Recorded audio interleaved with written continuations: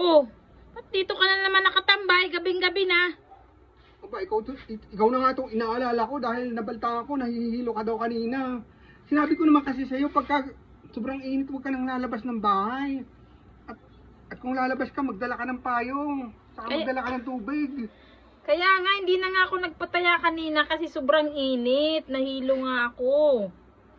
Alam mo naman kay high blooding, sa susunod dyan ka na lang sa loob ng bahay nyo. Aarimahanin mo pa yung kikitain mo, kumikita ka naman dito sa tindahan mo kahit nakatambay ka lang dito maghapon. Alam ko na yung mga style mo.